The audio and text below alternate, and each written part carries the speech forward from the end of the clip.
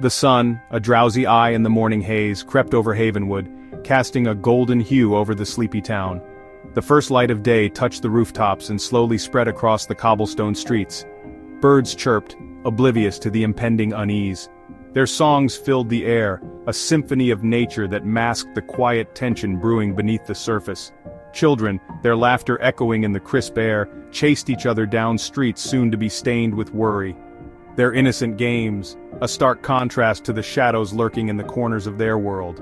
It was a day like any other, peaceful, unknowing. The town moved in its usual rhythm, each resident playing their part in the daily dance of life. The aroma of freshly baked bread wafted from Mrs. Gable's bakery, a comforting scent that promised warmth and sustenance. She hummed, a serene melody as she arranged her pastries, each one a testament to her quiet life. Her hands moved with practiced ease, shaping dough into edible art. In the distance, the rhythmic chug of Old Man Hemlock's truck signaled the start of his daily rounds. The old vehicle, a relic of simpler times, moved steadily through the town. Normalcy was a warm blanket on a cold night. The town's routine was a comfort, a shield against the unknown. But the night was coming. The sun dipped below the horizon, casting long shadows and signaling the end of the day. The peaceful facade of Havenwood would soon be tested. The first sign was subtle, almost easy to miss if you weren't paying attention. A missing glove on the park bench where Mr. Abernathy always sat, a small but telling detail.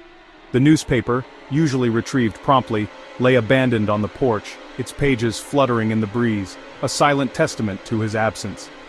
Whispers began, soft at first, like the rustling of leaves, barely noticeable but growing steadily louder. Concern etched lines on the faces of the townsfolk. Where was Mr. Abernathy? They gathered in small groups, whispering amongst themselves. His kindly face, a familiar sight in their daily routines, was suddenly absent. The spot where he usually stood felt emptier than ever. The mailman, a keen observer of the mundane, noted the untouched mail, a silent alarm bell in his mind. He knew something was amiss. The whispers grew louder, carried on the wind, laced with the first tendrils of fear. The town was on edge, the air thick with unease. Panic, like a virus, spread through the once peaceful Havenwood. More men vanished. Strong, dependable men, gone. The barber, the butcher, the young schoolteacher, all gone. Their disappearances, shrouded in an eerie silence, left gaping holes in the fabric of the town. The once familiar streets now echoed with fear. Mothers clutched their sons, their eyes wide with unspoken terror. The setting sun, previously a promise of rest, now cast long, menacing shadows that whispered of unseen threats. The town held its breath, united in fear, waiting for the next blow to fall.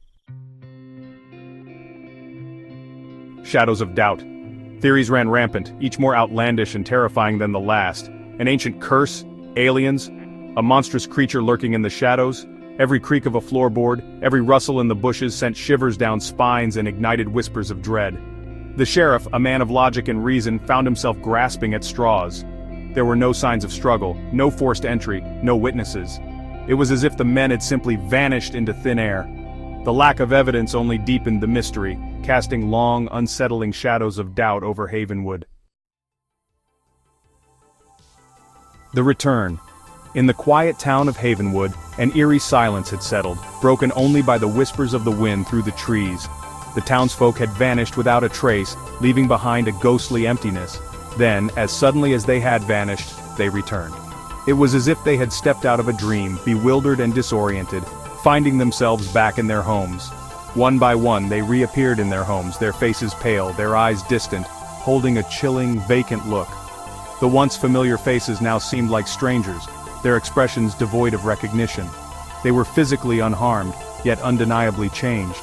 The men of Havenwood had returned, but something was different, something unsettling. Something had taken root in their eyes, something cold and unknowable. It was as if they had brought back a piece of the darkness with them, a shadow that lingered in their gaze. They moved like strangers in their own bodies, their voices flat, devoid of emotion. Conversations that once flowed easily were now stilted and awkward, filled with an eerie silence. The once vibrant men of Havenwood were now empty shells, their souls seemingly lost in some distant, unreachable realm. The lively town had turned into a place of haunting stillness. The relief of their return was quickly overshadowed by a chilling realization: something had followed them back. A presence, dark and foreboding, seemed to lurk in the shadows. The men had returned, but they were not the same. Their families, once overjoyed, now looked upon them with confusion and fear, unable to comprehend the change. Now, leaving to you the curiosity, what do you think happened to them in real? Why they became different? Comment, and tell your side of view, and Havenwood would never be the same again.